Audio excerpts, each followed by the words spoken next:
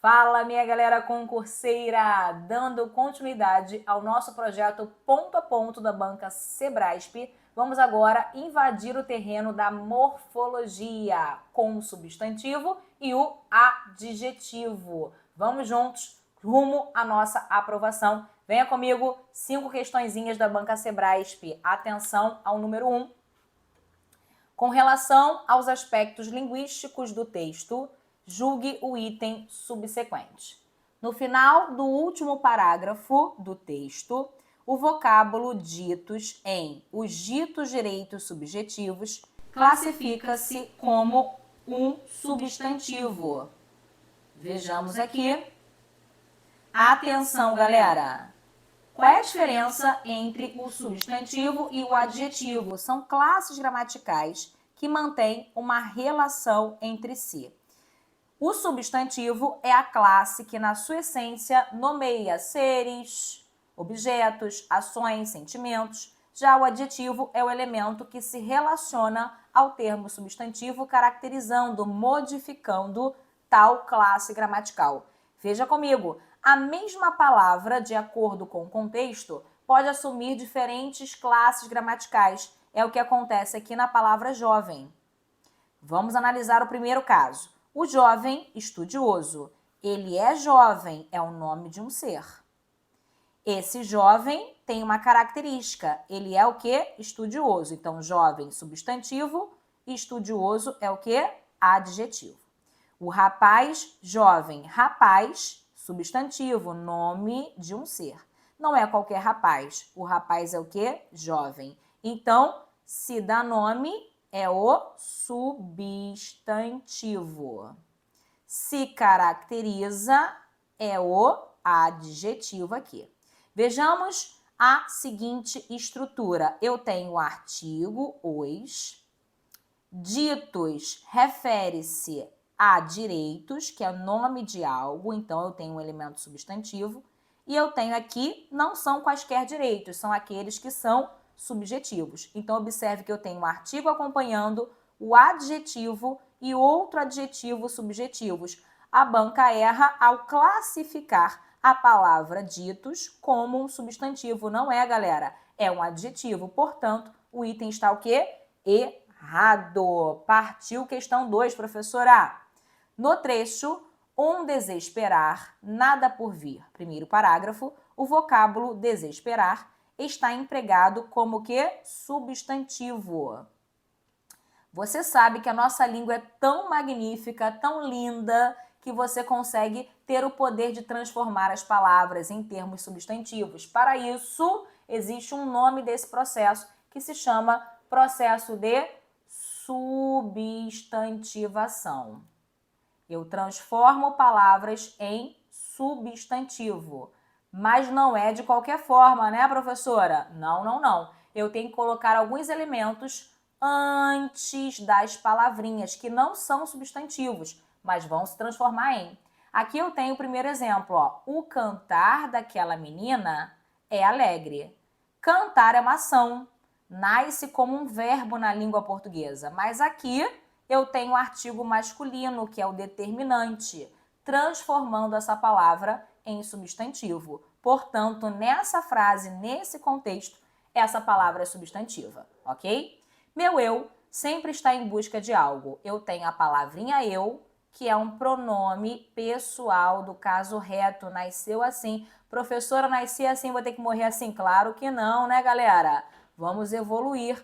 Agora aqui eu tenho o pronome meu, que é um exemplo de determinante, modificando a classe gramatical dessa palavrinha aqui.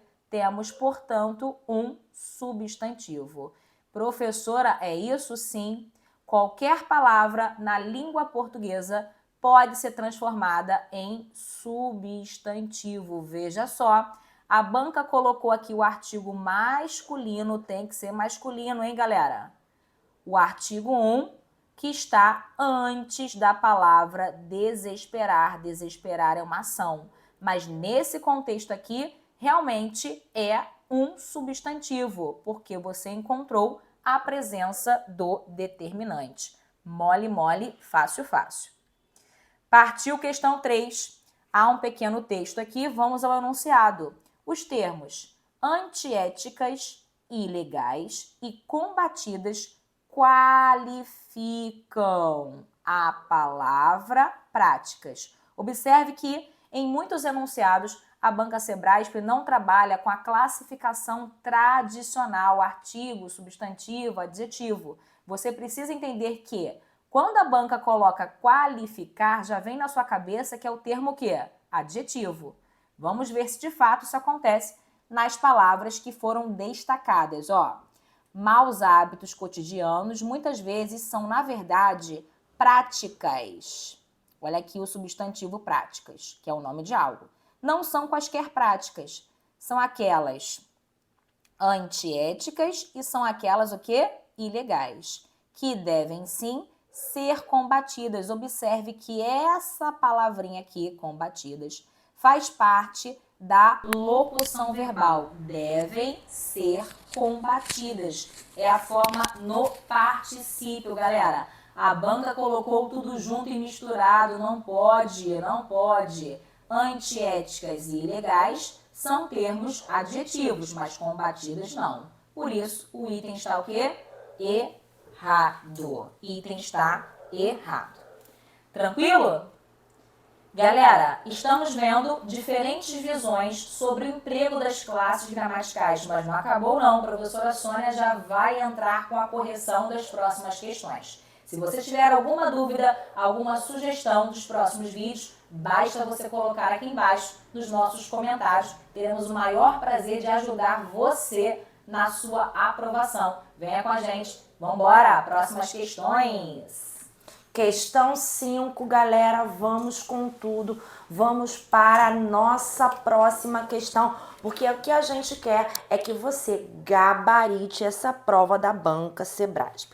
Na questão 4, temos o seguinte: ao empregar o adjetivo melancólica, então aqui a gente tem um adjetivo destacado, tá?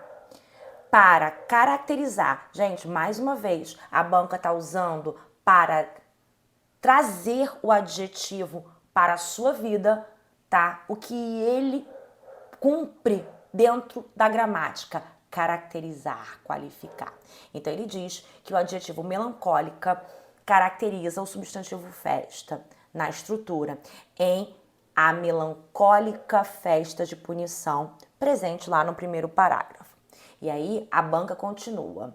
O autor apresenta seu ponto de vista sobre a forma de punição que vai se extinguindo.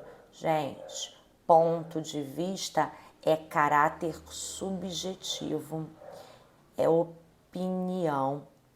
E quem gramaticalmente pode desempenhar esse papel dentro de um discurso é sim o nosso adjetivo.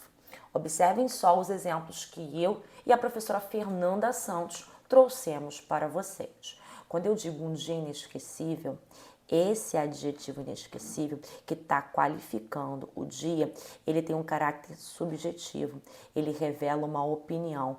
Prof, por que ele revela uma opinião? Porque o que pode ser inesquecível para mim pode não ser inesquecível para você. Agora, quando eu trago o adjetivo ensolarado para o substantivo dia qualificando, isso apresenta caráter objetivo. Ninguém vai discutir aqui que um dia de 40 graus no Rio de Janeiro, por exemplo, é um dia ensolarado. Isso aqui é fato, isso aqui é algo objetivo. Então, você não pode esquecer que adjetivo também marca opinião dentro de um contexto. E aí, o trecho que a banca traz é o seguinte: no final do século XVIII, no começo do XIX, a despeito de algumas grandes fogueiras, a melancólica festa de punição vai se extinguindo. Galera, melancólica festa é na visão do autor. É melancólica a partir do ponto de vista dele. A gente tem aí um adjetivo de caráter subjetivo. Se é um adjetivo de caráter subjetivo, é presença de opinião. Questão 4, certíssima. E você pode levar essa característica do adjetivo para o seu coração. Molezinha, desbravando ponto a ponto a banca Sebrasp. Para terminar o nosso encontro hoje, vamos para a questão 5, que traz o seguinte. O deslocamento do termo furiosa presente na linha 8 para imediatamente após a forma verbal levantou-se, manteria a coerência do texto. Cuidado, gente.